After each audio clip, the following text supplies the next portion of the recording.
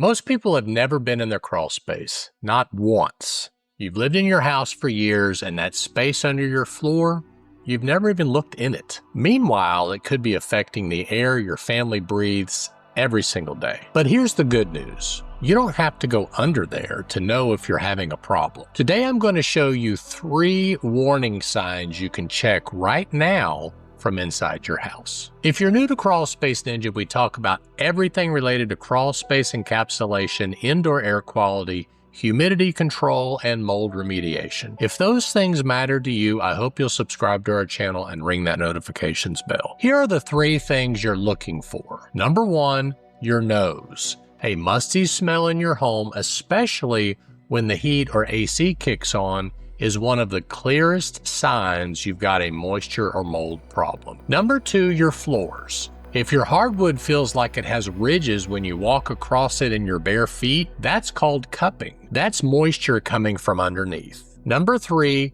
your HVAC registers. Grab a humidity reader, set it on the air vent, turn on the fan, and watch the number. A spike tells you something's wrong below. That's it. Your nose, your floors, your HVAC system. Now let me break each one down. First, let's start with the smell. When your crawl space gets wet, the damp dirt, mold, and mildew combine to create that musty odor.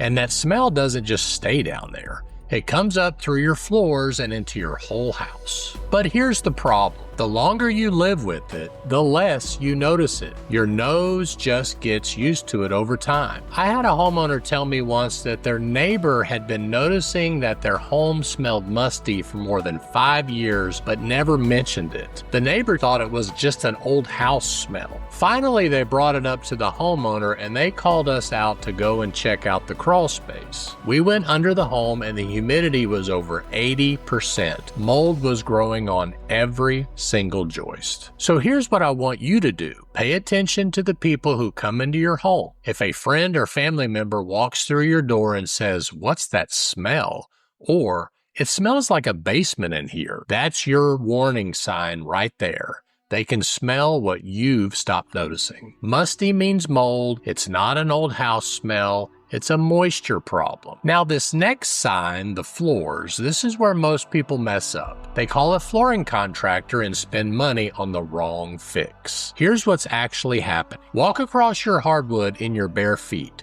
Does it feel smooth and flat? Or do you feel little ridges going across the boards? That's called cupping. And it's caused by moisture getting to the underside of the hardwood from the subfloor below. That moisture is causing the edges of the wood to raise up while the center stays flat. Hardwood installers check the subfloor moisture levels before they ever lay a single board. Because if that subfloor is wet, the hardwood will cup every time. If you've got tile floors, check your grout lines. Discolored grout in an area where you've never spilled anything, that can also be moisture working its way up from below. Soft spots in your floor, spongy areas, warping.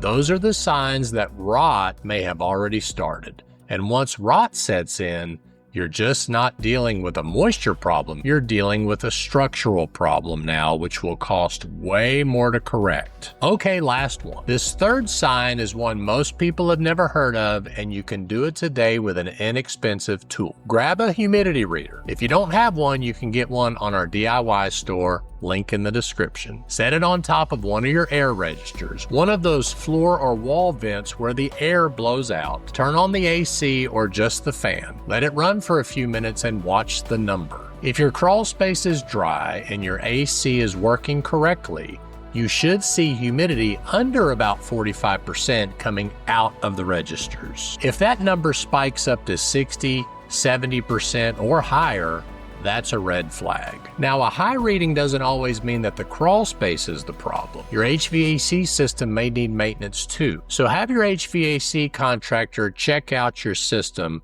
and while they're there, have them go down in the crawl space and see if there's condensation on the ductwork because that is a true sign of a humidity problem in the crawl space. And here's why this matters. The Asthma and Allergy Foundation of America says that dust mites are the #1 cause of asthma in children, and dust mites thrive in humid homes. The EPA says indoor air quality is 5 times worse than the outdoor air in most homes.